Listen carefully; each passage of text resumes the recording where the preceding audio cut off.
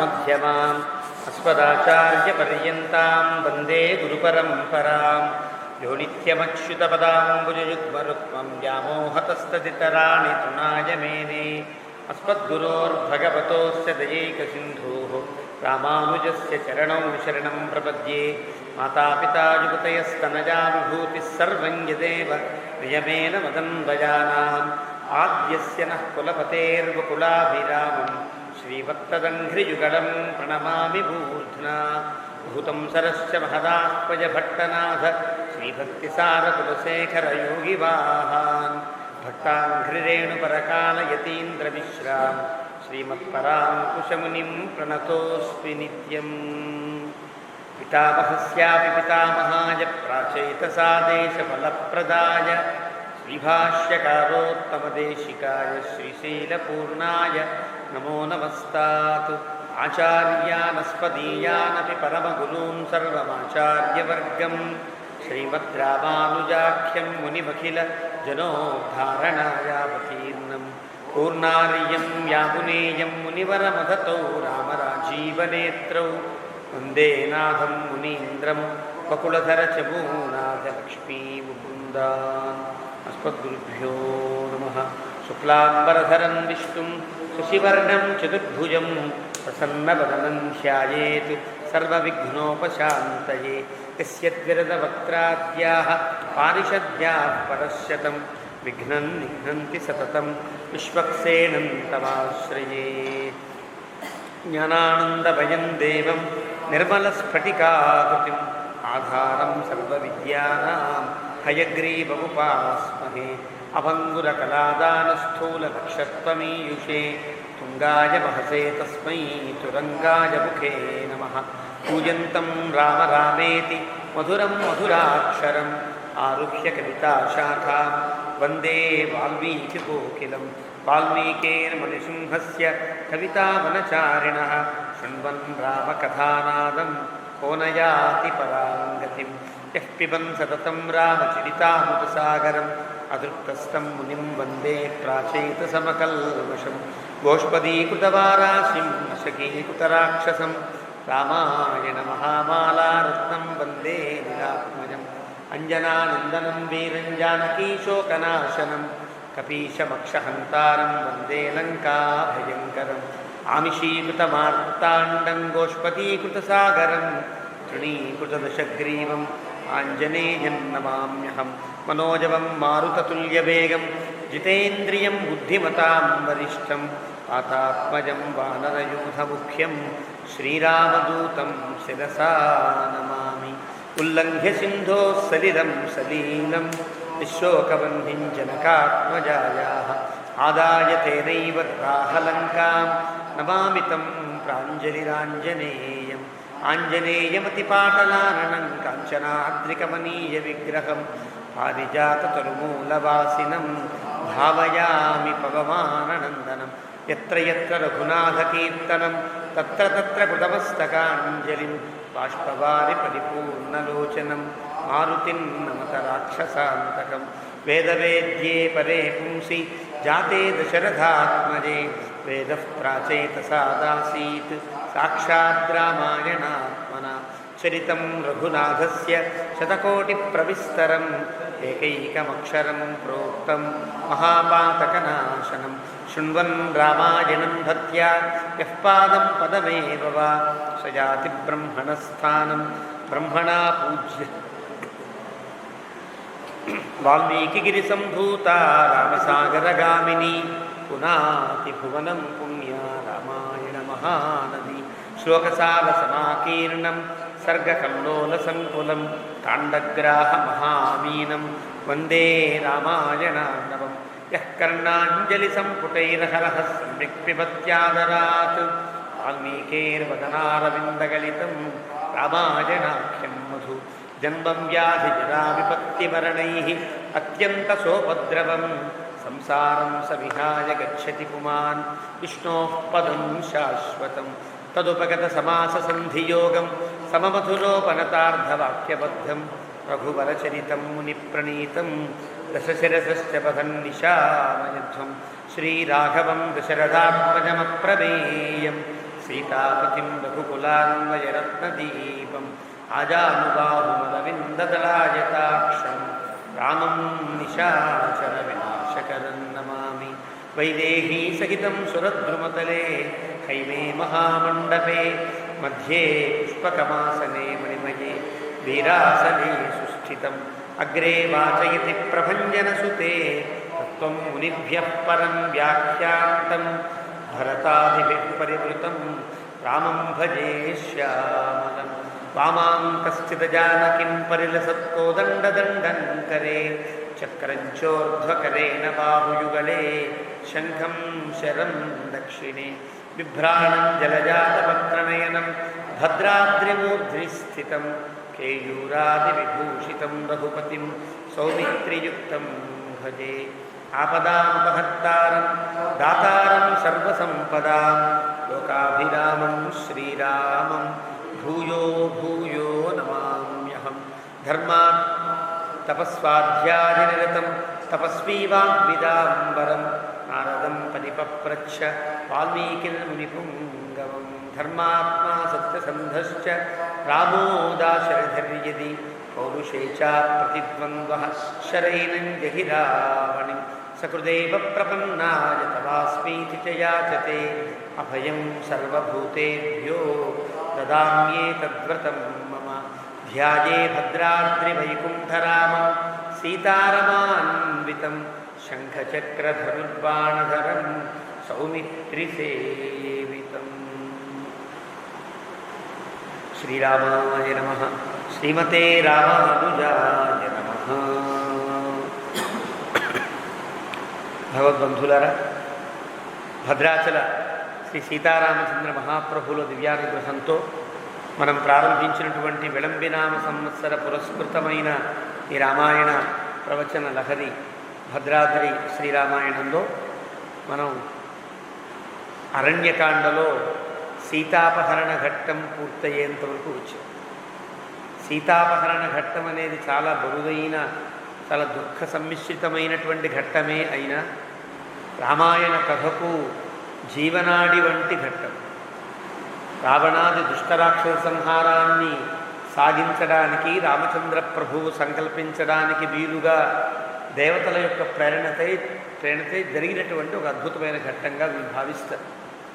ఉత్తరాఖండలో రామాయణంలోనే యుద్ధకాండ తరువాత ఉత్తరకాండ ఒకటి.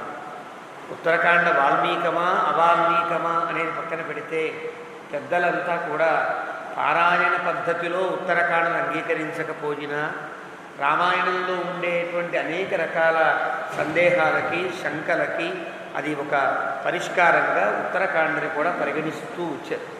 వాల్మీకియే 2వ సర్గలో ఉత్తరే కాండ ఇష్యతే అంటే ఉత్తరకాండని కూడా తాను ప్రస్తావించడం చేత ఉత్తరకాండ కూడా ప్రామాణికంగానే భావిస్తారు. అది అర్థతాత్పర్యాలు తెలుసుకోవడానికి ఆ కాండ ఉపయుక్తం, కానీ పారాయణలో దాన్ని పారాయణ చేసే పద్ధతి పెద్దలలో లేదు. చేసినా పెద్ద తప్పేం కాదు, కానీ నిత్యపారాయణగా ఉండేటప్పుడు తప్పు లేదు. కానీ కామ్యపారాయణలో ఉత్తరకాండని వద్దు అని చెప్పేటువంటి ఒక పద్ధతి కూడా ఉన్నది. ఆ ఉత్తరకాండలో సీతమ్మ తల్లి యొక్క పూర్వావతారమైన వేదవతి యొక్క ప్రస్తావన కనిపిస్తుంది. వేదవతియే భగవంతుని యొక్క అనుగ్రహం కోసం తపస్సు చేసేటువంటి వేదవతియే మళ్ళీ సీతమ్మ తల్లిగా ఆవిర్భవించింది. ఆ కథ మనకి అక్కడ తెలుస్తుంది. అందులో ఆ ఘట్టాన్ని బట్టి సీతమ్మ యొక్క అవతారాన్ని బట్టి విష్ణు పురాణం రాఘవత్వే అభవత్ సీత రుక్మిణి కృష్ణ జన్మని అన్యేషు చావతారేషు సా విష్ణోరణపాయని అని కీర్తిస్తారు. రాముడిగా భగవంతుడు అవతరిస్తే సీతమ్మగా లక్ష్మీదేవియే అవతరించింది. ఆ భగవంతుడే మళ్ళీ కృష్ణమూర్తిగా అవతరిస్తే తానే రుక్మిణిగా అవతరించింది. అంతేనా, అన్యేషు చ అవతారేషు, ఏది భగవంతుడు అవతారాన్ని దాల్చినా ఆయా అవతారంలో అవతారం యొక్క మర్యాదకు తగినట్టుగా లక్ష్మీదేవి కూడా అవతరిస్తూనే వచ్చింది.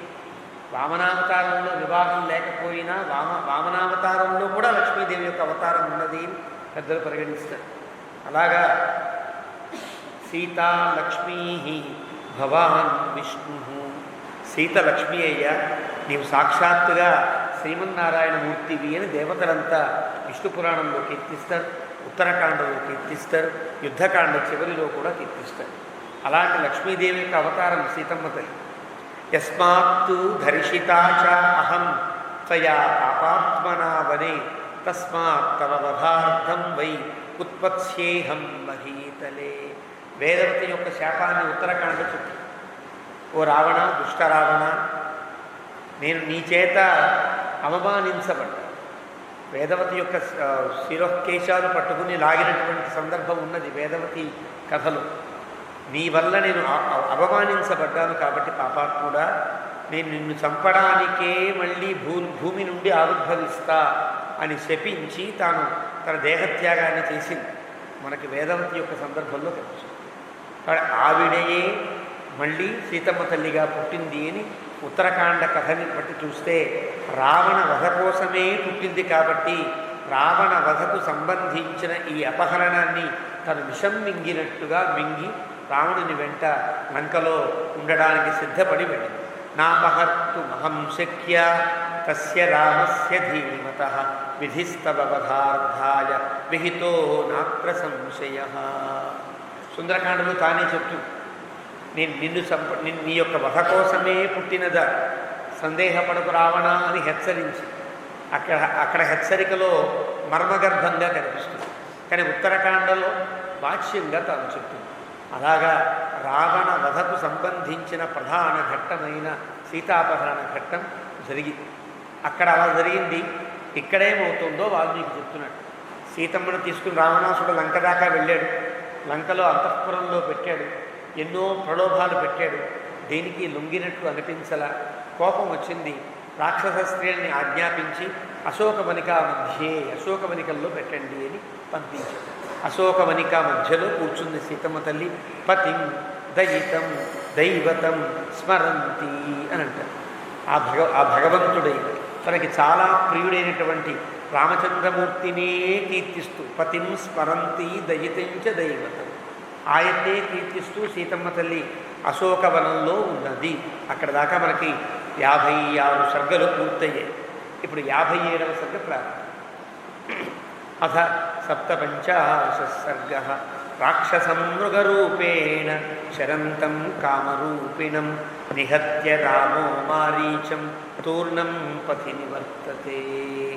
మృగరూపేణ చరంతం కామరూపిణం రాక్షసం.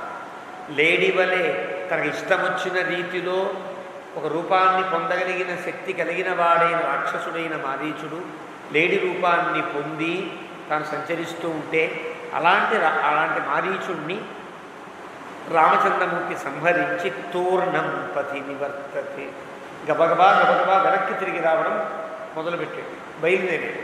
కారణం అప్పటికే హా సీత హా లక్ష్మణ అని వాడు చనిపోవడం చేత అక్కడికి ఉండేటువంటి శకునములను గుర్తించిన వాడై ఏదో అపకారం జరుగుతుంది అని తూర్ణం అనగా శీఘ్రముగా అర్థం. చాలా వేగంగా రాముడు వెనక్కి బయలుదేరాడు. తస్య సంత్వరమాణస్య ద్రష్టుకామస్య మైథిలీం దూరస్తనోథ గోమాయు విననాదాస్య పృష్ఠతః. ఒక నక్క, గోమాయు అంటారు నక్కని. గోమాయు, శృగాల ఇవన్నీ నక్కకు ఉండే పేరు. అలాంటి నక్క రామచంద్రమూర్తి గబగబా వెళ్ళిపోతుంటే రాముడి వెనకాల పడి చాలా క్రూరమైనటువంటి స్వరంతో అరుస్తుంది. నక్క వెనక నుంచి అరిస్తే అది చాలా అశుభ సూచకంగా భావిస్తారు. అక్కడ నక్క వెనుక నక్కరుపు అని దాని పేరు. అలా రాముని యొక్క వెనకాల అది కూడా నడుస్తూ గట్టిగా ఏడ్చినట్లుగా అరవడం ప్రారంభించింది. అదొక తస్య స్వరమాజ్ఞాయ దారుణం రోమహర్షణం చింతయామాస గోమాయో స్వరేణ పరిశంకిత. నన్ను స్వరం వినేటప్పటికీ దారుణం రోమహర్షణం, అది దారుణమైనటువంటి ఆ స్వరం అంటే ఏడుపు కాదు, ఏదో రకమైన అశుభాన్ని సూచన చేసే ఆ స్వరాన్ని విన్న రామచంద్రమూర్తి గోమాయో స్వరేణ పరిశంకిత, ఏదో ఒక సందేహం కలిగింది, శంక కలిగింది, ఏదో మనకి తప్పనిసరిగా అపాయం జరిగింది అని ఒక సంజ్ఞా శాస్త్రం అంటారు. దీన్ని శాకున శాస్త్రం అంటారు. అంటే కొన్నింటి యొక్క చేష్టలను బట్టి ప్రకృతిలో ఉండే కొన్ని పరిణామాలు, పశువులలో ఉండే కొన్ని పరిణామాలు, వీటిని బట్టి తన శరీరంలో కలిగే చిన్న చిన్న మార్పులను బట్టి గుర్తించడాన్ని, భవిష్యత్తును గుర్తించడాన్ని శాకున శాస్త్రము అని అంటారు. ఆ శాకున శాస్త్రం తెలిసిన వాడైన రామచంద్రమూర్తి చింతయామాస, ఆలోచించాడు. ఏదో జరిగింది అనుకున్నాడు. అశుభం బత మన్యేహం గోమాయుర్వాస్యతే యథా స్వస్తి స్యాదపి వైదేహ్య రాక్షసై భక్షణం వినా. అశుభం బత మన్యేహం, ఏదో అశుభం జరిగిపోయింది. ఈ గోమాయు ఇంత భయంకరంగా అరుస్తోంది, నక్కెలా అరుస్తోంది అంటే ఏదో జరిగింది. స్వస్తి స్యాదపి వైదేహ్యా రాక్షసై భక్షణం వినా. అపి అంట, అపి అనే పదం రెంటిని సూచన చేస్తుంది. అపి అనేది ఒక సంరంభాన్ని, ఒక సముచ్చయాన్ని, ఒక శంకని, అన్నింటినీ తెలియజేస్తుంది. ఆ ప్రయోగాన్ని పట్టి క్రియాపదం పక్కనే గనక ఆ ప్రయోగం ఉంటే దాని అర్థం స్వస్తి స్యాదపి వైదేహ్యా, సీతమ్మ తల్లికి స్వస్తిగా ఉన్నదా, ఏదన్నా జరిగిందా అని ఒక అర్థం. నేనిక్కడ క్షేమంగా ఉన్నాను కదా, అలాగే సీతమ్మ కూడా క్షేమంగా ఉండుగాక అని ఒక అభిప్రాయం. రెండు అభిప్రాయాలు ఏకమైనట్లుగా స్వస్తి స్యాదపి వైదేహ్యా రాక్షసై భక్షణం వినా. రాక్షసుల చేత ఎలాంటి దర్శనము లేక భక్షణము లేకుండా సీతమ్మ క్షేమంగా ఉన్నది కదా అని ఒక అర్థం. ఉన్నదా లేదా సందేహం, నా వలె ఉండి ఉండాలి అనే ఒక అభిప్రాయం. ఇలాగా మారీచేనతు విజ్ఞాయ. ఎందుకు ఈ సందేహం కలిగింది అంటే స్వరమాలం వ్యమామకం వికృష్టం మృగరూపేణ లక్ష్మణ శృణుయాది. మారీచుడు మామకం స్వరమాలంబ్య, నా వలె గొంతు మార్చి నేను ఎలా మాట్లాడతానో అలాగే మాట్లాడుతూ వికృష్టం గట్టిగా అరిచాడు. మృగరూపేణ, మృగరూపుడైనటువంటి మారీచుడు గట్టిగా అరిచాడు. అరిస్తే అది లక్ష్మణుడు విని ఉంటాడు కదా. లక్ష్మణుడు వింటే లక్ష్మణుడికి భయం కలగచ్చు. నా మీద అమితమైనటువంటి ప్రేమ కలిగిన లక్ష్మణుడు ఆగలేకపోయి ఉండొచ్చు. ససౌమిత్రి స్వరం శ్రుత్వా తాంచ హిత్వా చ మైథిలి హయైవ ప్రహిత క్షిప్రం మత్సకాశ విహైష్యతి. రాముడు ఒక చింతలో ఉండడం చేత పలికిన పలుకులు ముందు వెనకలుగా అనిపిస్తాయి. లక్ష్మణస్వామి చాలా ధీరోదాత్తుడు తెలుసు. తన మీద ఉండే అమితమైన విశ్వాసం కలిగిన వాడని తెలుసు. తనకే అపకారం జరగదని తెలుసు. అయినా ఏమో నా యొక్క స్వరం విన్న లక్ష్మణుడు ఒక్కసారి భయపడిపోయి తాంచ హిత్వా ఆచమైథిలి, అతనికి సీత కూడా అక్కర్లా, నాకేదన్నా అపకారం జరిగితే తనను తానే పట్టించుకోనంత ప్రేమ కలిగిన వాడే సీతనక విడిచిపెట్టి పరిగెత్తుకుంటూ వచ్చేస్తాడేమో అనుకుని రాడు. ఎందువల్ల నాకు ఆపద కలుగుతుందని ఏమాత్రం అతను సందేహపడనే పడ్డాడు. నా మీద అంత విశ్వాసం కలిగినవాడు. మరి తయైవ ప్రహిత క్షిప్రం వత్సకాశ విహైష్యతి. తరునాడు తయైవ, సీతమ్మ చేతనే ఏదో ఒక బలవంతంగా పంపించబడతాడు. సీతమ్మ వెళ్ళు వెళ్ళు వెళ్ళు అని కోరితేనే వస్తాడు తప్ప లేకపోతే రాడు. కొని అలాగా నా కోసం వచ్చేస్తూ ఉంటారు. వస్తే గనక రాక్షసై సహితై నూనం సీతాయా ఈప్సితో వధ కాంచనశ్చ మృగో భూత్వా వ్యపనీయాశ్రమాత్తుమా. రాక్షసుల యొక్క పథకమే అది కదా.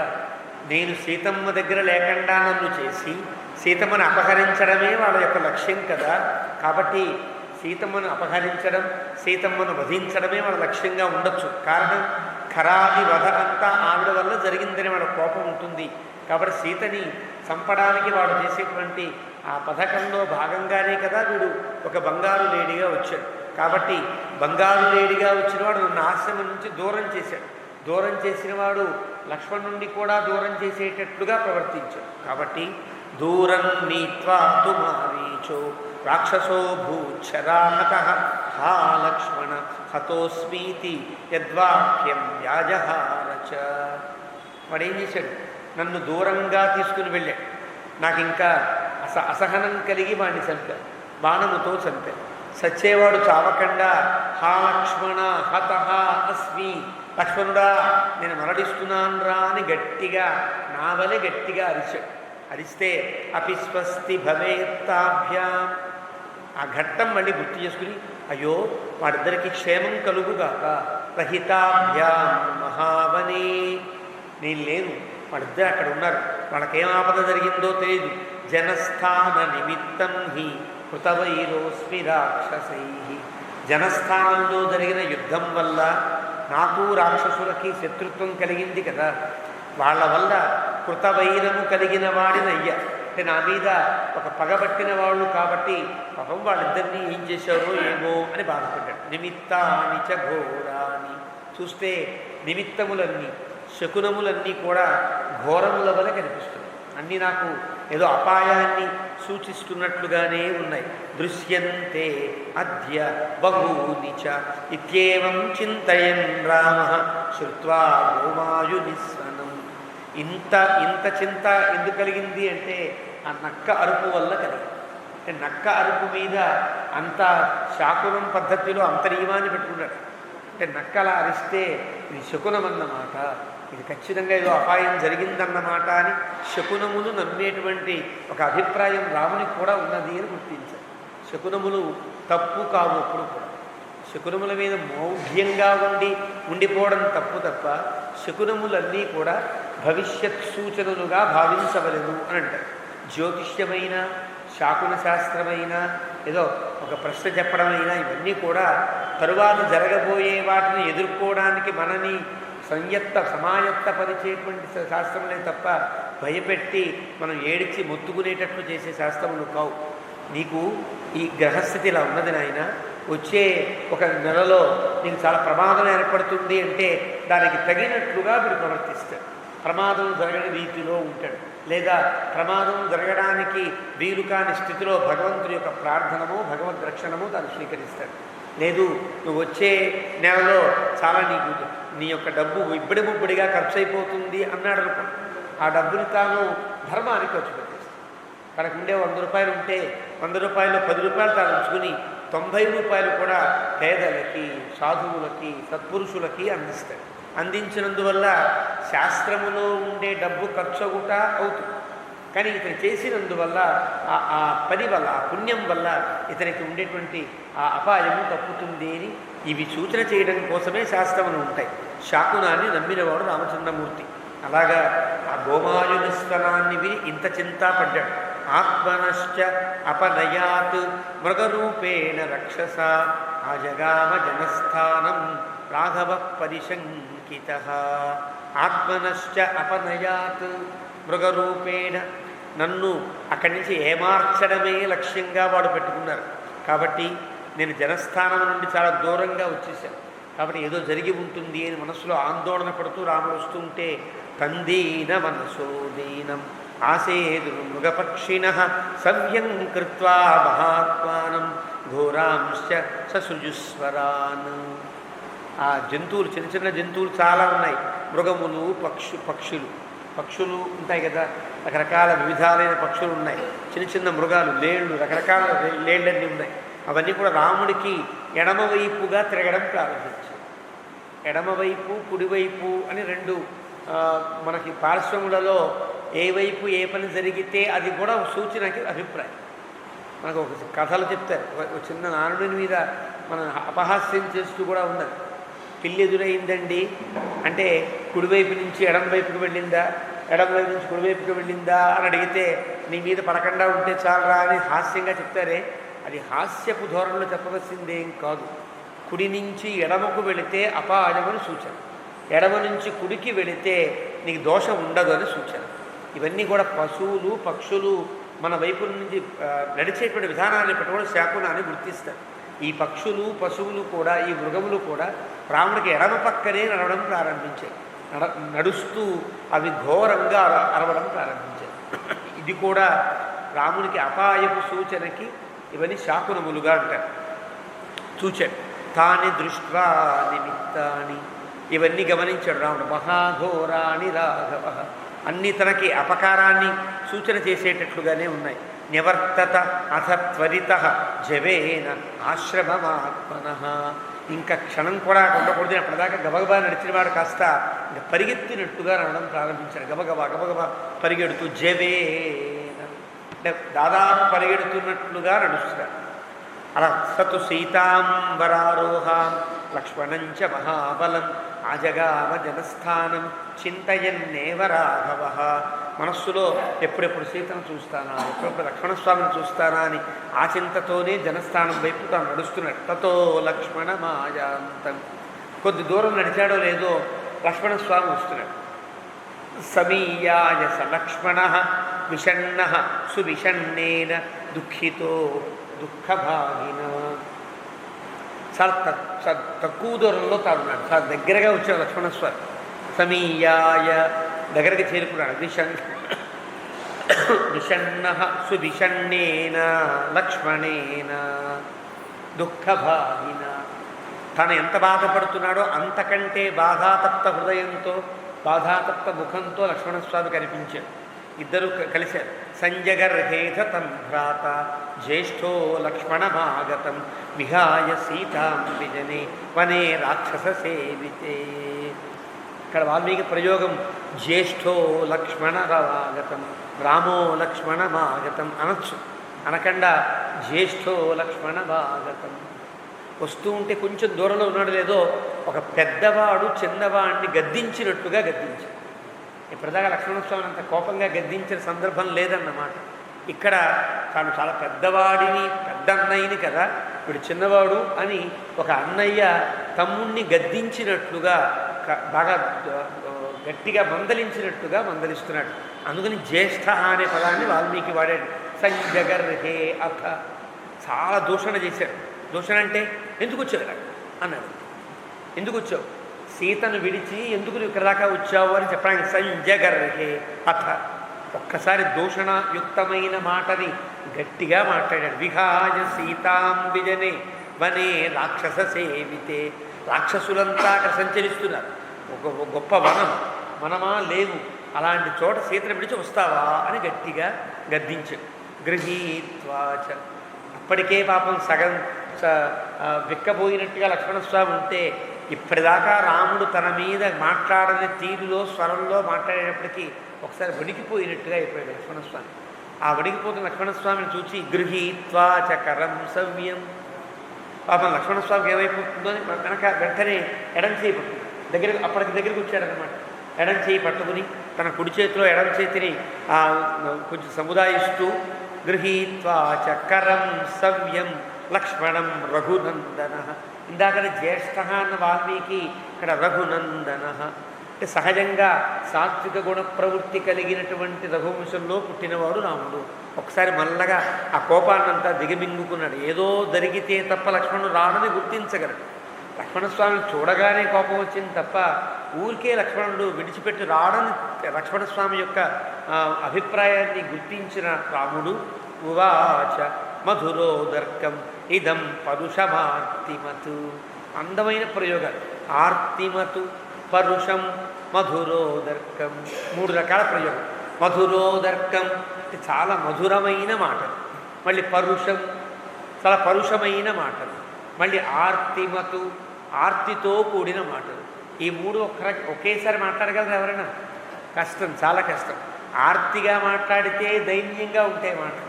పరుషంగా మాట్లాడితే చాలా పారుష్యంగా కోపంగా ఉంటాయి. మరి మధురోదకంగా మాట్లాడితే చెవులకు ఇంపుగా ఉంటాయి. కానీ రాముడట లక్ష్మణస్వామిని ఏమీ అనలేడు. అనలేకుండా ఉండలేడు, ఉండకుండా మాట్లాడకుండా ఉండలేడు. కాబట్టి తిట్టాలి లక్ష్మణుడు. తిట్టడంలా తిట్టాలి. మధురోదర్కం. పైకి ఆ స్వరమేమో చాలా మాధుర్యంగా, ఎవడో ఇంత పిచ్చి పని చేసావు, నీకు బుద్ధి ఉందా బుద్ధి లేదా అన్న స్వరమేమో మధురంగా, కానీ వచ్చిన పలుకులు మాత్రం పరుషం పరుషం చాలా పారుష్యంగా ఉన్నాయి. లక్ష్మణస్వామి వింటూ ఉంటే బాగున్నాయి, అర్థం తెలిసి. అందుకనే వ్యాఖ్యాత అంటారు మధురోదర్కమితి శబ్దత పరుషమితి అర్థత అని. అర్థం చూస్తే పారుష్యంగా ఉన్నాయి, పదాలు చూస్తే చాలా హాయిగా వినడానికి బాగుంది. రాముడు మాట్లాడడంలో ఉండే తమాషా, పలికే పలుకులు అందంగా చెవులకి ఇంపుగా ఉన్నట్టే ఉన్నా భావం చూస్తే మా లక్ష్మణస్వామికి బాధ కలిగేటట్టుగా ఉంది. బాధ కలిగి లక్ష్మణస్వామి కోపం రాకుండా ఆర్తిమతు ఆ మాటల్లోనే తన ఆర్తినంతా ప్రకటిస్తున్నట్టుగా రాముడు మాట్లాడాడు. తనకుండే బాధను ప్రకటిస్తూ, లక్ష్మణస్వామి మీద ఉండే కోపాన్ని ప్రకటిస్తూ, లక్ష్మణుడిని సముదాయిస్తూ భలే అందంగా మాట్లాడాడు రాముడు అని అనుకున్నాడు. అందుకని మధురోదర్కం ఇదం పరుషమార్తిమతు, ఈ 3 ప్రయోగాలు విరుద్ధమైన భావజాలానికి సంబంధించినవే అయినా రాముడు ఈ 3ంటిని ఒకేమారు ప్రయోగించేటట్టుగా, లక్ష్మణస్వామికి తగిలేటట్టుగా, కోపం రానట్టుగా, తన స్థితి తెలిసేటట్టుగా మాట్లాడాడు అని అర్థం. మాట్లాడాడు. అహో లక్ష్మణ గర్హ్యంతే, మాట చూడండి. అహో ఎంత పిచ్చి పని చేసావు, గర్హ్యంతే చాలా పిచ్చి పని కదా ఇది గర్హించదగిన పని కదా, తిట్టవలసిన సందర్భం కదా. నువ్వు చేసే పనికి నేను తిట్టాలా వద్దా లక్ష్మణ అంటే తిట్టినట్టు కాదు తిట్టనట్టు కాదు కదా. నేను తిట్టాలా వద్దా అన్నావు అనుకోండి, వాడు తిట్టాడు. తిట్టిన వీడు తిట్టద్దనేదో అనాలి.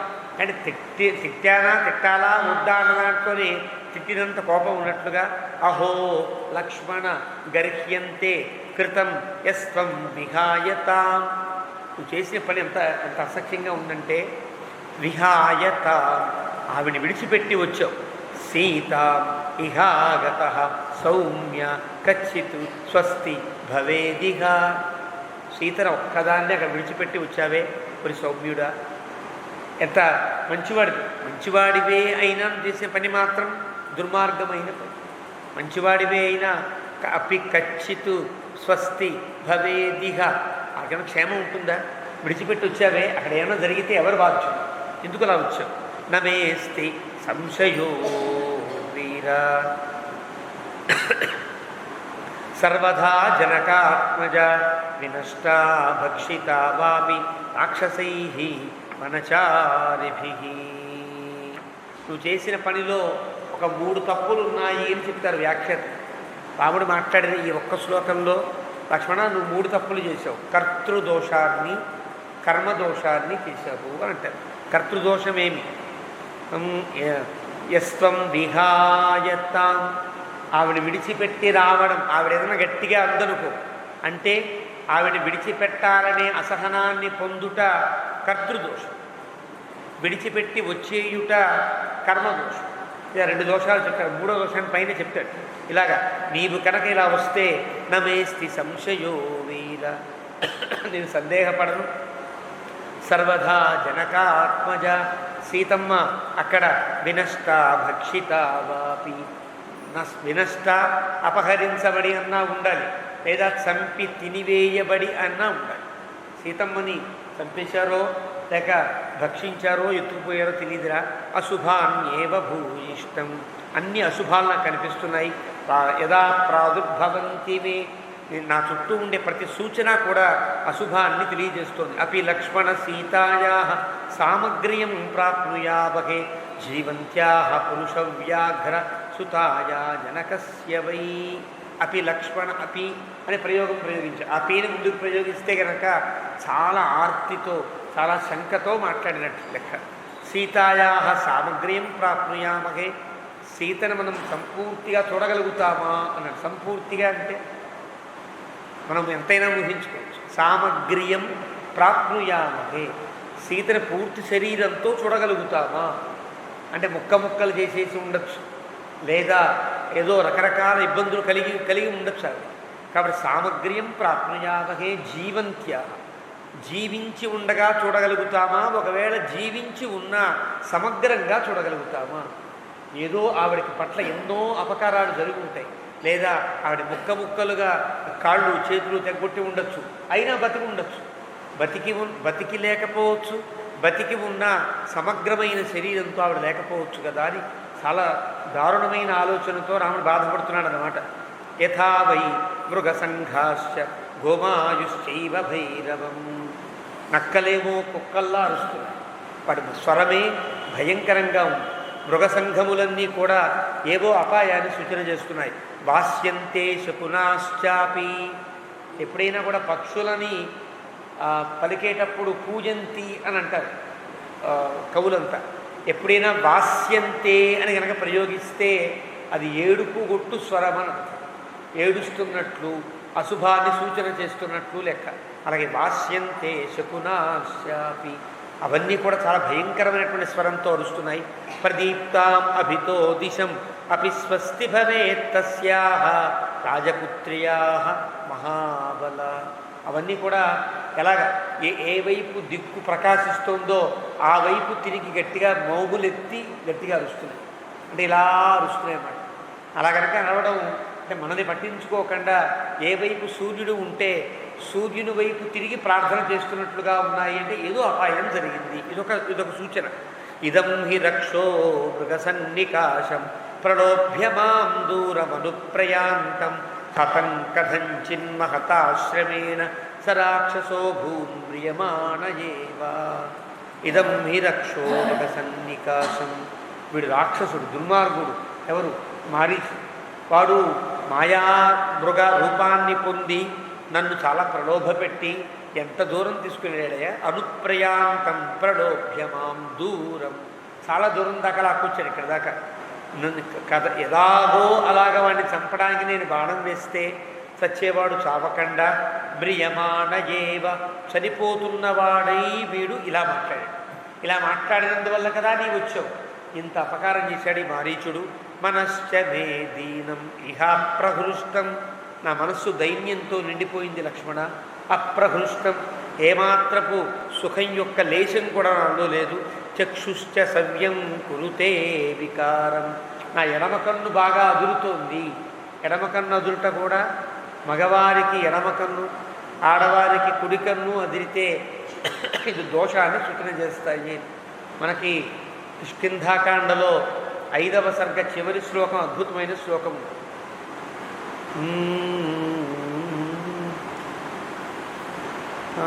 సుగ్రీవరామ ప్రణయ ప్రసంగే సీతాకపీంద్రక్షణదాచరాణం వామాని నేత్రాణి సంస్ఫురంతి. బాలుడికి చాలా అందంగా చెప్తారు. సీత యొక్క, వాలి యొక్క, రావణాసురుని యొక్క ఎడమ కళ్ళు అదిరాయి అంటారు. సీతకి ఎడమ కన్ను అదిరితే శుభమన్నమాట. ఎప్పుడది? సుగ్రీవుడికి రాముడికి స్నేహం కుదిరి వారిద్దరూ షేక్ హ్యాండ్ ఇచ్చుకుంటూ ఆ స్నేహాన్ని ప్రకటించిన సందర్భంలో అగ్నిసాక్షిగా సీతమ్మకు, వాలికి, రావణాసుడికి సీత కపీంద్ర క్షణదాచరాణం వామాని నేత్రాన్ని సంస్ఫురంతి. ఒక్కసారి అదిరాయి అంటే వాళ్ళిద్దరికీ అశుభం, సీతమ్మకి శుభం అన్నమాట. అలాగా ఎడమ కన్ను అదురుతోంది అని రాముడు ఇక్కడ అంటాడు. అంటే ఎడమ కన్ను అదరడం ఒక అశుభానికి సూచన. అసంశయం లక్ష్మణ, సంశయం లేదు లక్ష్మణ అంటే అదురుతోంది. అదురుతుంటే మాట్లాడేస్తున్నాడు. లక్ష్మణ ఎడం కన్ను అదురుతోందిరా, సంశయం లేదురా. సీత హృతావా మృతావా పతివర్తతే, అపహరించబడింది సందేహం లేదు, లేదా చనిపోయింది సందేహం లేదు, లేదా ఎవరన్నా ఎత్తుకుపోతుంటే దారి మధ్యలో ఉన్నది సందేహం లేదు అని ఒక అర్థం. పతివర్తతేవా, చనిపోయి ఆ స్వర్గలోకానికో వైకుంఠానికే వెళ్ళే దారిలో ఉన్నది అని ఒక. పతివర్తతేవా, ప్రయాణిస్తోంది ఇంకా ఆవిడ. నాకు అందకుండా ఎటో వెళ్ళిపోతోంది అనే బాధతో తను మాట్లాడుతున్నాడని. ఇత్యార్షే వాల్మీకీయే శ్రీరామాయణే ఆదికావ్యే అరణ్యకాండే 57 సర్గ. కొన్ని సర్గలన్నీ కూడా ఇలా చాలా బరువుగా చెప్పడానికి కూడా చాలా బరువుగా ఉంటాయి మనసు. అలా సాగుతాయి ఇవన్నీ. రాముడు సీతా విరహంతో శోకమూర్తిలా మనకి అవతరిస్తాడు ఇక్కడి నుంచి ఈ సర్గలన్నీ కూడా. అథ 58 సర్గ, 58వ సర్గ ప్రారంభం. శ్రీరామాయ నమః శ్రీమతే రామానుజాయ నమః. సదృష్ట్వా లక్ష్మణం దీనం శూన్యే దశరథాత్మజః పర్యపృచ్ఛత ధర్మాత్మా వైదేహీమాగతం వినా. ఇప్పటిదాకా తానే మాట్లాడాడు. లక్ష్మణస్వామి ఏం మాట్లాడాల అంటే మాట్లాడడానికి గ్యాప్ లేకుండా గబగబా ఇవన్నీ మాట్లాడేశాడు. చేతిలో లక్ష్మణస్వామి ఎడం చేతిని పట్టుకుని మెల్లగా నిమురుతూ ఇవన్నీ మాట్లాడేశాడన్నమాట. ఇప్పుడు సదృష్ట్వా లక్ష్మణం దీనం, ఇలా మాట్లాడుతుంటే లక్ష్మణస్వామి చాలా దీనంగా ఉన్నాడు. ఎప్పుడు కూడా ఎంత ఆపద కలిగినా రాముడికి ధైర్యం చెప్పగలిగేటట్లే ఉంటాడు లక్ష్మణుడు. ఎప్పుడు కూడా దీనంగా ఉంటాడు. ఈ ఒక్క సందర్భంలోనే మనకి లక్ష్మణస్వామి చాలా దీనంగా కనిపిస్తాడు. తర్వాత రాముడికి ఎంత తమకి ప్రమాదం జరుగుతున్నా కూడా ధైర్యంగా కనిపిస్తారు లక్ష్మణస్వామి. కనిపించి మరి గమనించవచ్చు. లక్ష్మణం దీనం, దీనంగా కనిపించాడు. శూన్యే దశరథాత్మజ, తనకి దిక్కులు తోతని స్థితిలో పర్యపృచ్ఛత ధర్మాత్మ. అంటే తన ఊహలు ఏదో జరిగిపోయిందని తన ఊహలో ఉన్నాడు తప్ప అసలు ఏం జరిగిందో లక్ష్మణస్వామి చెప్తే తప్ప తెలియదు కదా. శూన్యే పర్యపృచ్ఛత, గబగబా ఊపి లక్ష్మణస్వామి చెప్పు. ధర్మాత్మ వైదేహి ఆగతం వినా, సీతమ్మ లేకుండా ఎందుకు వచ్చావు చెప్పు, సీతమ్మ ఎలా ఉంది చెప్పు అని అడిగాడు. ప్రస్థితం దండకారణ్యం యామామను జగామహ వసా లక్ష్మణ వైదేహి యాం హిత్వా త్వమిహాగత. నేను దండకారణ్యానికి బయలుదేరితే పాపం నన్ను కూడా అనుసరించిందే. అయ్యో అయ్యో, హా అంటే అయ్యో అని రాముడే అన్నాడు.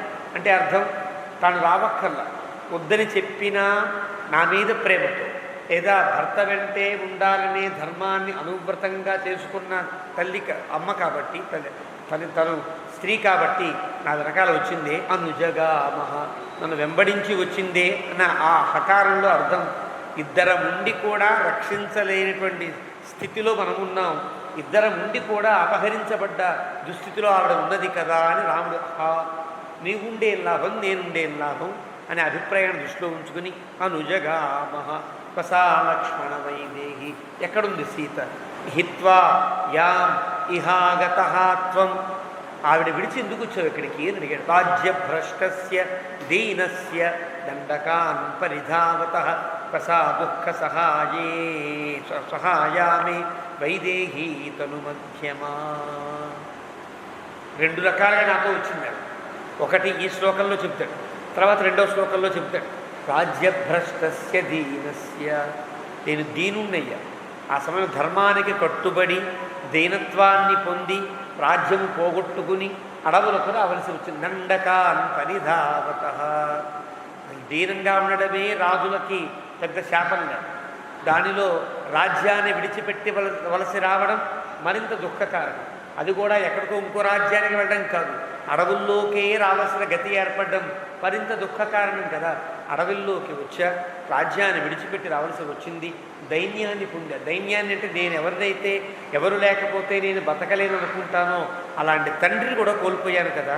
ఇలాంటి స్థితిలో ఉన్న నాకు దుఃఖాన్ని లేకుండా ఉండడం కోసమే సీత నా వెనకాల వచ్చింది. నాకు తెలుసు తాను హాయిగా అయోధ్యలో ఉండి సుఖానుభవిస్తూ ఉండతగిన ఆవిడే అయినప్పటికీ కూడా దుఃఖ సహాయామే, నేను బాధపడుతుంటే ఓదార్చడానికి, బాధపడుతూ ఉంటే ఒడిలో ఉంచుకుని సాంత్వనపరచడానికి నా కోసం వచ్చింది. దుఃఖ సహాయ, నా దుఃఖంలో పాలు పంచుకుని వచ్చింది. ఏమైనా కష్టాల్లో పాలు పంచుకుంటారు, సుఖాల్లో పాలు పంచుకుంటారు, కానీ నా కష్టాల్లో పాలు పంచుకోవడానికే వచ్చింది. తను మధ్యమ అంటే సన్నని నడుము కలిగిన ఆవిడ. ఎందుకు ఈ మాట అనాలి అంటే సన్నని నడుము కలుగుట అనేది వైరాగ్యమునకు సూచన అని చాలామంది చెప్పుకున్నాం. అది లక్షణ గ్రంథ సాముద్రిక లక్షణములలో ఒక్కొక్క అంగము యొక్క వైలక్షణ్యాన్ని బట్టి ఒక్కొక్క గుణం ఉంటుంది. అంటే ఎంత వైరాగ్యం ఉంటే ఇంత చిన్నతనంలో అన్ని సుఖాలు విడిచిపెట్టి, లేదా అయోధ్యలో ఉండక్కల్లా, అయితే 14 ఏళ్ళు నేను మా నాన్నగారింట్లో ఉంటానండి మీరు అనుమతిస్తే అంటే హాయిగా అనుమతించేవాడు. వెళ్ళే అవకాశం కూడా ఉన్నది, కానీ ఎక్కడికి వెళ్ళకుండా కేవల వైరాగ్యంతో నాకు దుఃఖంలో సహాయంగా ఉండడం కోసమే కదా వచ్చింది అని దుఃఖ సహాయ అని ఒక పదం వాడతారు. తర్వాత శ్లోకంలో యాం వినా నోత్సహే వీర ముహూర్తమపి జీవితుం వసా ప్రాణ సహాయామి సీతాసురసుతోపమా. యాం వినా నోత్సహే వీర, వీరా లక్ష్మణుడా. వీర అంటే ఇక్కడ కొంచెం ఎత్తి పొడిచినట్టుగా, ఇంత వీరుడివే నువ్వు, ఇంత పరాక్రమవంతుడివే, ఒక్క అబలని సీతను విడిచిపెట్టి రాతగునా అని చెప్పడం కోసం వీరా, ఓ వీరుడా అన్నాడు లక్ష్మణస్వామి. వీరా ముహూర్తమపి జీవితం, ఎవరు గనక లేకపోతే నేను ముహూర్త కాలం కూడా బతకడానికి ఇష్టపడను, అలాంటి సీతను త్వసా ప్రాణ సహాయామి, అక్కడేమో దుఃఖ సహాయామి. పై శ్లోకంలో దుఃఖ సహాయామే వైదేహీ తను మధ్యమ. అక్కడ వైదేహి అనే పదం విదేహరాజుల కూతురు, తను మధ్యమ అంటే వంశాన్ని పట్టి గొప్ప వంశంలో పుట్టింది. తను మధ్యమ, తనకుండే ఆకారాన్ని బట్టి ఉత్తమమైన లక్షణములు కలిగింది. ఉత్తమ వంశంలో పుట్టింది, ఉత్తమమైన ప్రవృత్తి కలిగింది అని పై శ్లోకంలో ఉండే విశేషముల యొక్క అర్థం.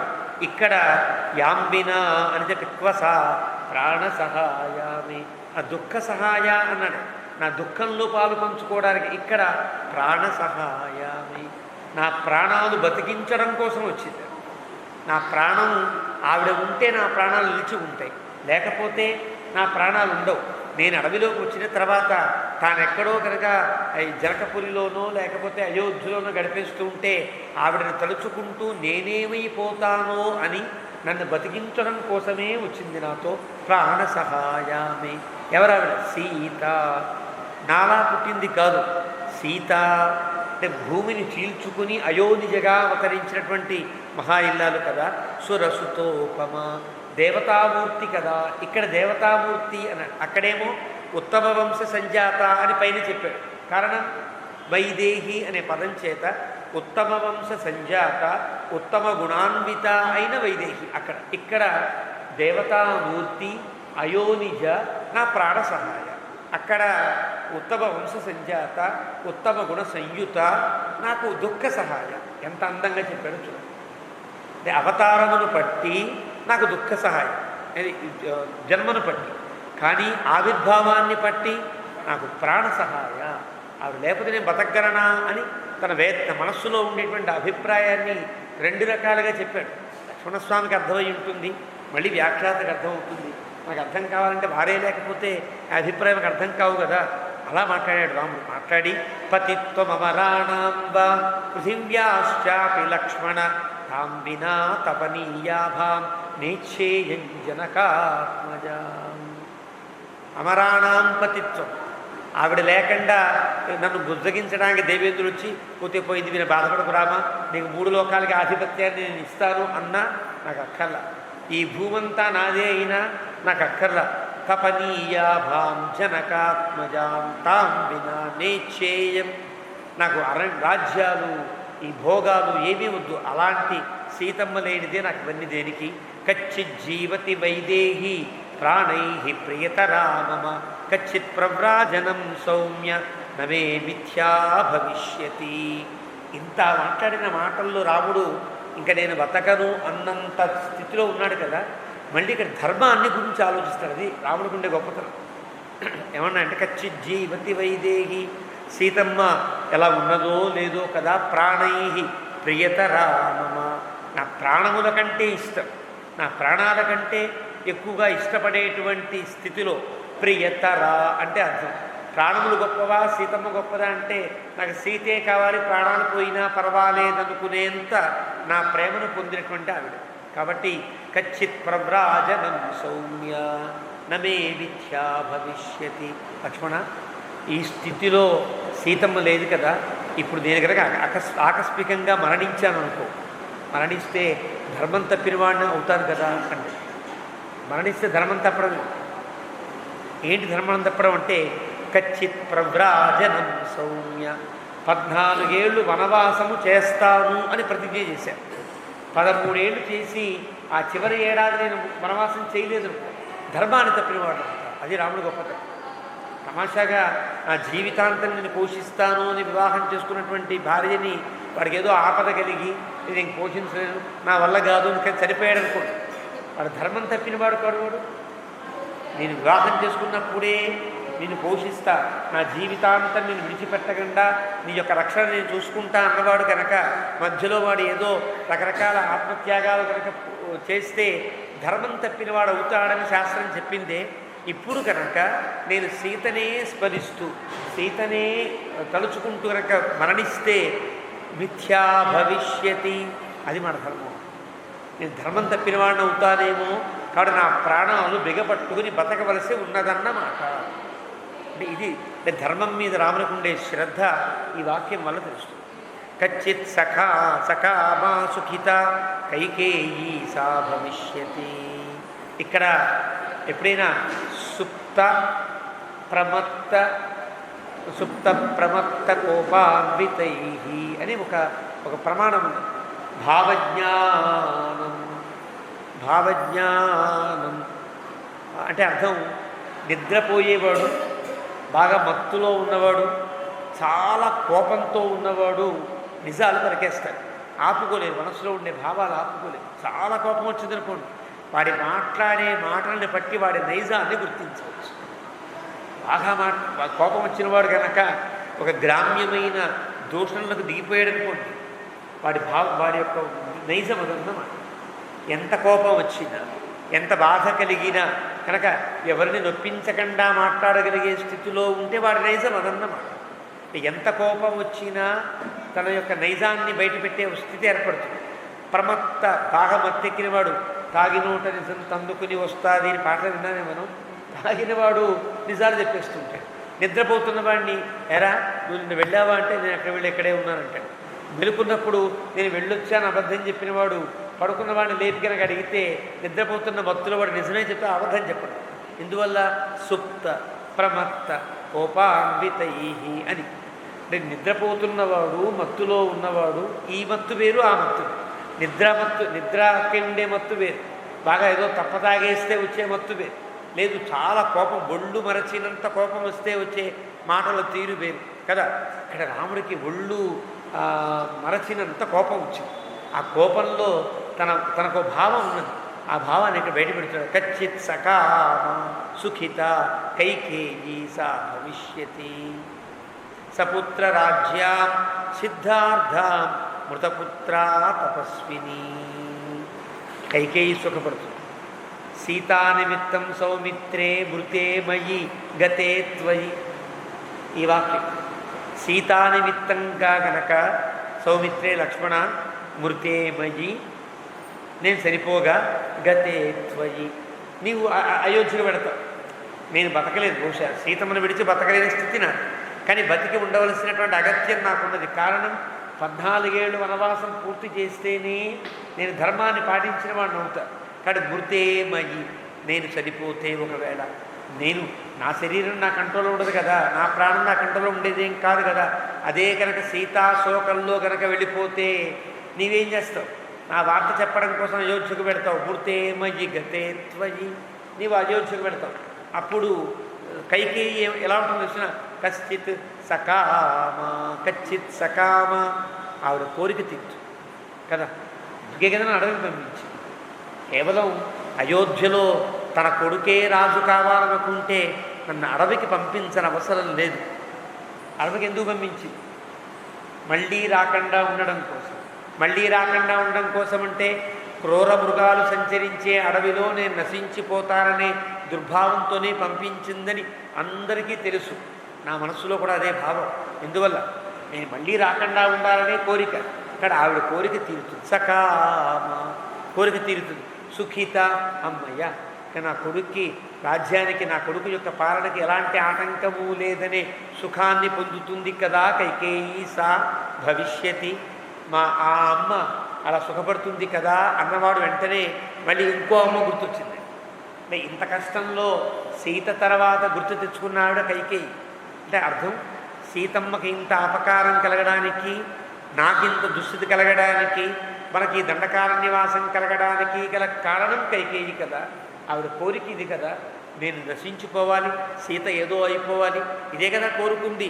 కాబట్టి సకామ సుఖిత ఆవిడ సుఖంగా ఉంటుంది.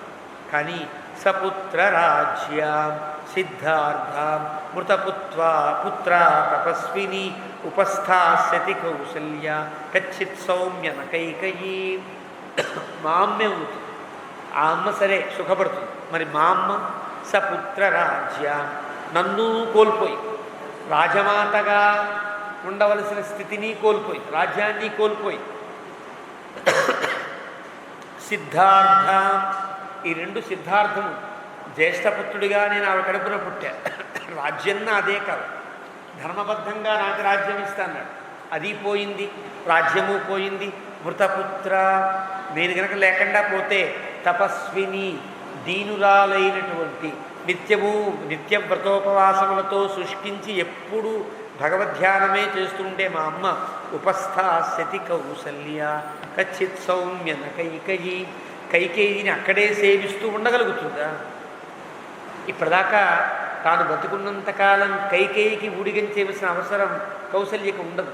కారణం, జ్యేష్ఠపుత్రుడు, రాజ్య అర్హుడు, భరతుని చేత అంగీకరించబడిన వాడైన రాముడు ఉన్నాడు. కాబట్టి ఆవిడ ఎప్పటికీ రాజ్యమాతే, రాజ్యం లేకపోయినా రాజమాత ఆవిడ. కానీ ఇప్పుడు నేనే కనుక లేకపోతే ఆవిడ ఖచ్చితంగా దాసీత్వాన్ని పొందవలసి వస్తుంది. రాజమాత ఎవరవుతారు? కైకేయి అవుతుంది.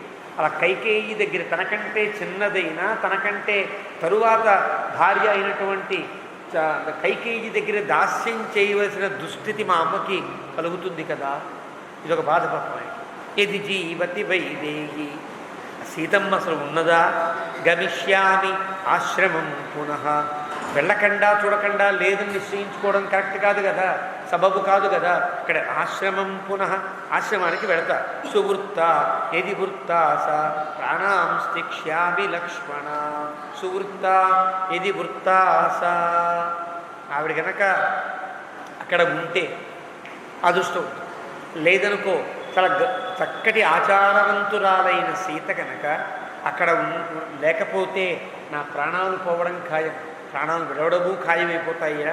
ఏది మా ఆశ్రమగతం, నేను గనక వెళ్ళిన తర్వాత వైదేహి నా అభిభాషతే, నాతో సీతమ్మ మాట్లాడకపోయిన పునఃప్రహసిత సీత వినశిష్యామి లక్ష్మణ. నవ్వు ముఖంతో ఎప్పుడూ నన్ను పలకరించి వచ్చారా అని పలకరించే సీత గనక ఆ నవ్వు ముఖాన్ని నేను చూడలేకపోయినా, ఆవిడ నాతో మాట్లాడకపోయినా అంటే అర్థం సీతమ్మ లేకపోతే అని అర్థం మాట. ప్రాణాంస్త్యక్ష్యామి లక్ష్మణ వినశిష్యామి లక్ష్మణ, నశించిపోవడం లక్ష్మణ ఇది ఖాయంగా ఉంటుంది. బ్రూహి లక్ష్మణ వైదేహి ఇది జీవతివా నవా. బ్రూహి, ఇంత మాట్లాడుతున్న లక్ష్మణస్వామి మాట రావట్లేదే, మళ్ళీ లక్ష్మణస్వామి గట్టిగా ఊపిన వాడై బ్రూహి బ్రూహి బ్రూహి, చెప్పు చెప్పు చెప్పు అని ఒకసారి గట్టిగా అడిగి వైదేహి ఇది జీవతివా నవా, బతికున్నదా లేదా చెప్పరా అని అడిగాడు. చెప్పు. త్వయి ప్రమత్తే రక్షోభి, నువ్వు ఏదైనా ప్రమత్తతగా ఉంటే, అంటే సరిగ్గా రక్షణ బాధ్యత సరిగ్గా లేకుండా ఏదన్నా దూరంగా వెళ్ళినప్పుడైనా సీతమ్మకైనా అపకారం జరిగిందా.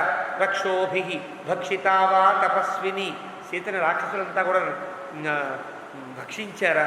సుకుమారీ చ బాలా చ నిత్యంచ అదుఃఖదర్శిని మద్వియోగేన వైదేహి వ్యక్తం శోచతి దుర్మనాః.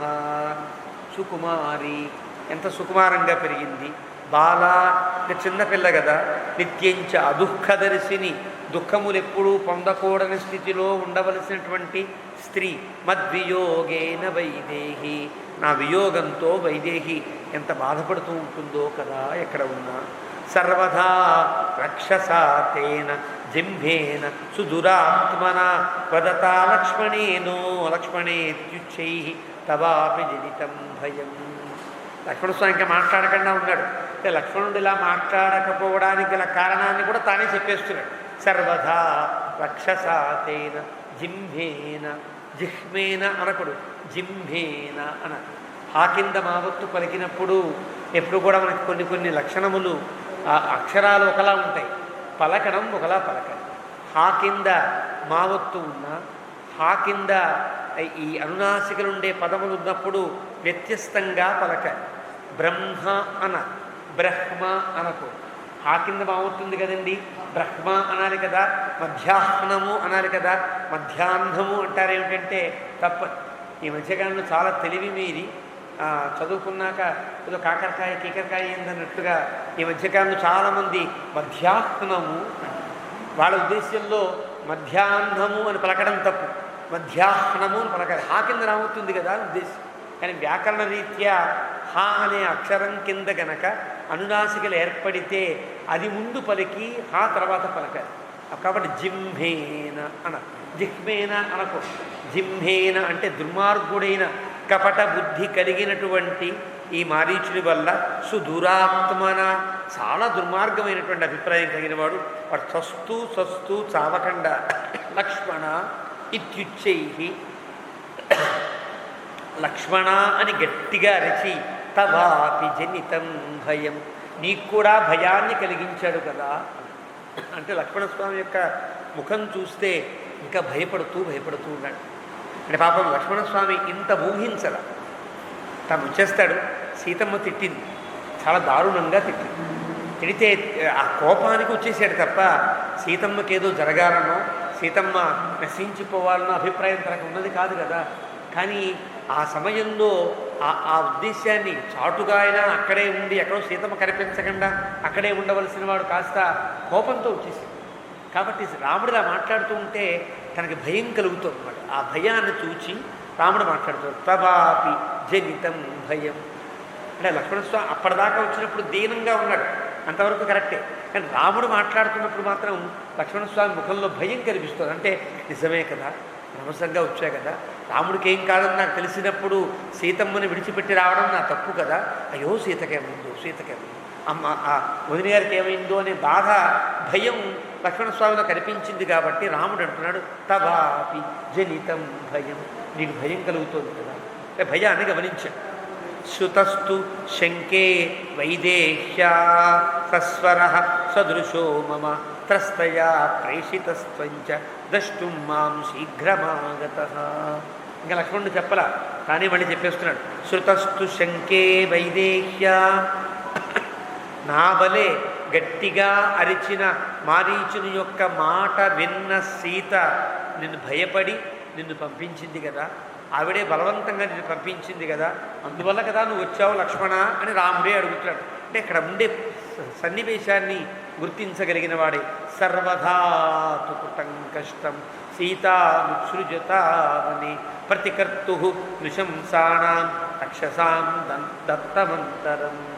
ఏమైనా ఏం జరిగినా అంటే లక్ష్మణ్ నిజంగా నా తప్పేం లేదన్నయ్య, ఆవిడలా మాట్లాడితే ఉండలేకపోయాను అని అంటాడు కదా, అన్నా కూడా తప్పే నువ్వు చేసిన పని అని ఇక్కడ చెప్తున్నాడు అన్నమాట. కర్తృదోషము, కర్మదోషము, క్రియాదోషము, ఈ మూడు నీ వల్ల ఏర్పడ్డాయి. కర్త కర్మ క్రియలలో 3 దోషాలు నీవు ఆచరించావు అని కారణం చెప్తున్నాడు ఇక్కడ.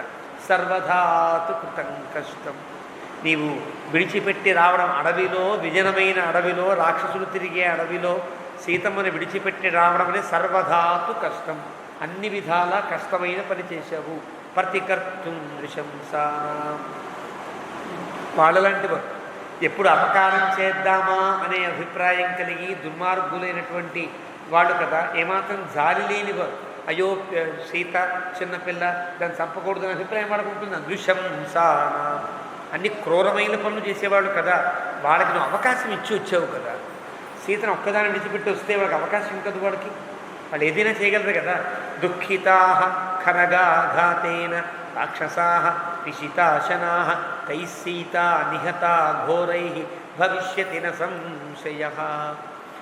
ఖరఘాతేన, ఖరుణ్ణి చంపడం వల్ల, ఖరుణ్ణి చంపడం వల్ల అంటే ఖరాది రాక్షసులందరినీ సంహరించడం వల్ల, వాళ్ళ రాక్షసా పిశితాశనా మాంసము తినాలి అనేటువంటి లక్ష్యము కలిగిన వారైన వారంతా కూడా దుఃఖితులయ్యారు.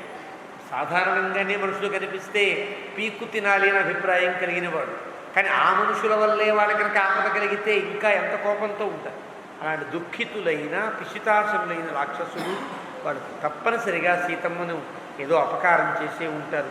అహోస్మిన్ అహో అస్మిన్, అయ్యో ఈ అడవిలో ఇంత కష్టంలో నాకు ఇంత అపాయంలో మగ్న సర్వదా శత్రుసూదన కిన్విదానీం కరిష్యామి శంక్తే ప్రాప్తవ్యమీదృశం. ఇంత అపాయ స్థితిలో నీవు సీతమ్మని విడిచి రావడం అనేది ఎంత కష్టం కలిగించో లక్ష్మణ అన్నాడు.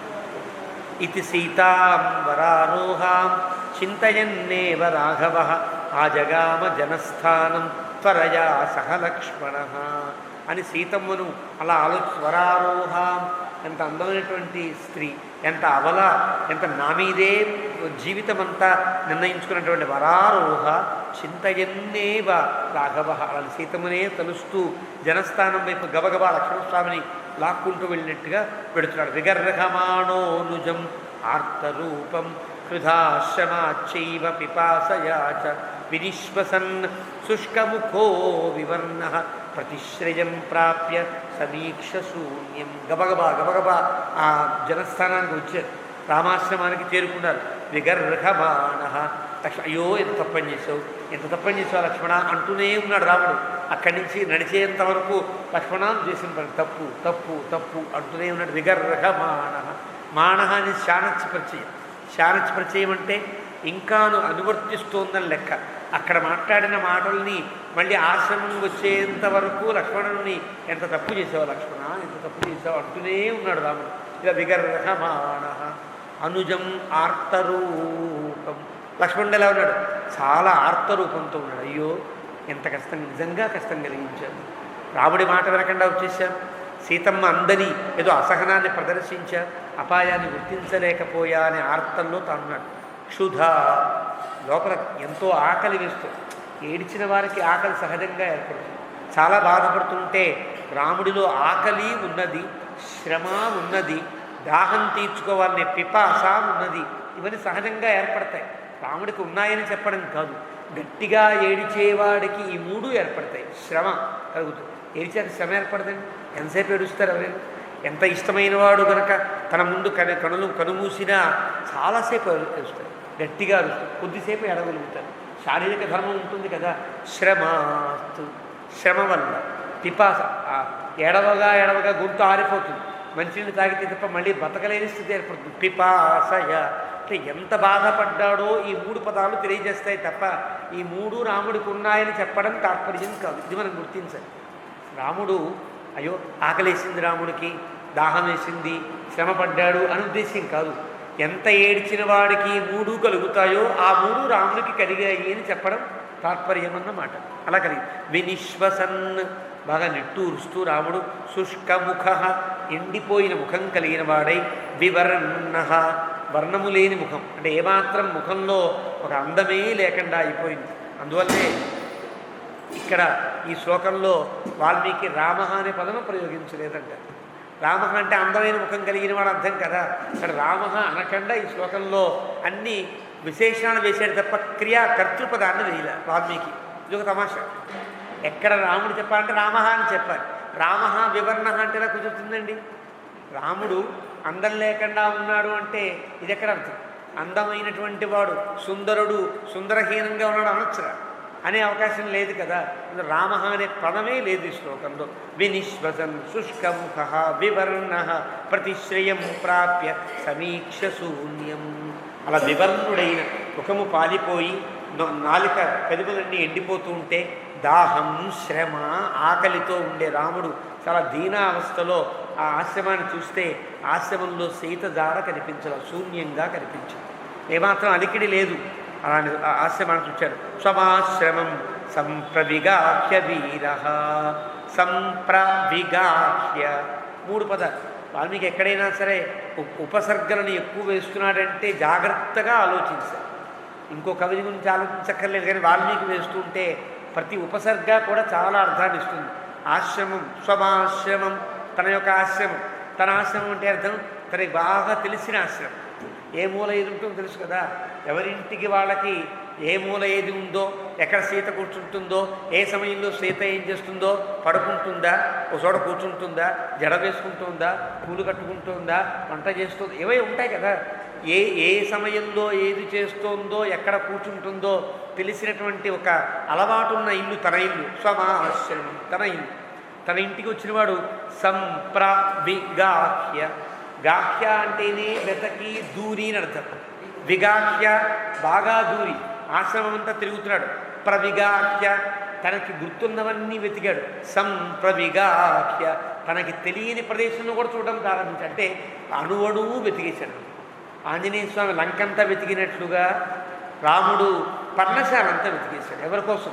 రాముడు వెతికినా సీత కోసమే, హనుమంతుడు వెతికినా సీత కోసమే. కానీ రాముడు తన కోసం వెతికి, హనుమంతుడు రాముడి కోసం వెతికి. రామానుగ్రహం కలిగిన వాడు సీతాదర్శనం అయింది, రాముడికి సీతాదర్శనం కాలేదు అన్నట్లుగా చమత్కరిస్తారు పెద్దలు. ఈ సమయంలో ఎక్కడా కనిపించరు. సీత కనిపించకుండా ఉంది. వీరో విహార దేశాన్ అనుసృత్య కాంక్షితు అన్నీ వెతికాడు. ఓహో విహారం ఒక్కోసారి సరదాగా తిరగడానికి ఆ పదంలోకి వెళుతుంది కదా అని పదంలోకి వెళ్ళాడు. ఆ చెట్టు దగ్గరికి వెళ్ళాడు, ఆ నదీ తీరం దగ్గరికి వెళ్ళాడు. ఎక్కడంతా గబగబ గిరగిర తిరిగేస్తున్నాడు. ఆయన ఒక ఆట బొమ్మలా తిరిగేస్తున్నాడు. ఏతత్ తత్ ఇత్యేవ. ఈ పదాలు చాలా అందమైన పదాలు. ఏతత్ తత్ ఇతి ఏవ. ఇదిగో ఇక్కడ, అదిగో అక్కడ, అక్కడ అదిగో ఇదే ఇదే ఇలా అంటానే ఒక కంగారు పడేవాడు ఇక్కడే ఉంటుంది సీత, కాదు అక్కడ ఉంటుంది, అదే అక్కడ ఉంది సీత. ఇలాగా ఈ కంగారంతా కనిపించేటట్టుగా ఏ తత్తదిత్యేవ నివాస భూమౌ, ఇదిగో సీత, అదిగో సీత, అక్కడ సీత, ఇక్కడే సీత, అక్కడ కాదు, ఇలాగా పిచ్చి ఎత్తిన వాడి వలె, ఉన్మత్తుని వలె రాముడు అలా తిరుగుతూ సీత కోసం పాపం అలా వెతుకుతున్నాడు. నివాస భూమౌ, నివాసములంతా భూమి అంతా ప్రహృష్ట రోమాహ, రోమాలని నిక్కబడుచుకుంటాయి, భయంతో నిక్కబడుచుకుంటాయి, సంతోషంతోనూ నిక్కబడుచుకుంటాయి, ఒక ఆశ్చర్యంతోనూ నిక్కబడుచుకోవడం సహజంగా ఉంటుంది. ప్రహృష్ట రోమాహ, ప్రహృష్ట రోమ అంటే ఆనందించిన రోమములు కాదన్నమాట, ప్రహృష్టములైన రోమములు. అలాగా శరీరం అంతా కూడా గగుర్పాటు కలిగేటట్లుగా వ్యథిత బభూవ, చాలా దుఃఖితుడై రాముడు ఉన్నాడు అంటూ ఇక్కడ ఈ 58వ సర్గని వాల్మీకి ముగించాడు. ఇత్యార్షే వాల్మీకి శ్రీరామాయణే ఆదికావ్యే అరణ్యకాండే అష్టపంచాశ సర్గ. ఇక్కడ నుండి దాదాపుగా ఒక 10-15 సర్గలు ఇలాగే చాలా బాధాతప్తంగానే చెప్పుకోవాలి. చాలా బాధగా ఉంటాయి. రాముడు సీతమ్మ గురించి చెట్టును అడుగుతాడు, పుట్టను అడుగుతాడు, నదిని అడుగుతాడు, తిడతాడు, ప్రకృతిని తిడతాడు, మన్ని తిడతాడు, అందరినీ తిడతాడు. బాబు అంటే ఎంత బాధపడ్డాడో తెలుస్తుంది. అంత అవతారమూర్తి కూడా ఎవరి గురించి ఇంత బాధపడుతున్నాడో తెలిస్తే ఆవిడ మీద ఎంత ప్రేమో తెలుస్తుంది. సీతను విడిచిపెట్టేశాడు, నిండు ఇల్లాన్ని పంపించేశాడు. ఇలాంటి పిచ్చి మాటలు మాట్లాడే వాళ్ళందరికీ కూడా ఈ 15 సర్గలు జాగ్రత్తగా ఆలోచిస్తే రాముడు ఎంత ప్రేమమయుడో తెలుస్తుంది. ఆ విధంగా వాల్మీకి 15 సర్గల్లో వర్ణించవలసిన అవసరము లేకపోయినా ఒక ఇష్టమైనటువంటి వ్యక్తి గనక దూరమైనప్పుడు ఇష్టమైన వ్యక్తి ఎంత బాధపడతాడో, ఎంత బాధపడాలో మనకి పాఠం చెప్తున్నట్లుగా అనిపిస్తుంది. ఈ సర్గల యొక్క సారాంశం అంతా తెలుసుకునే ప్రయత్నం చేద్దాం.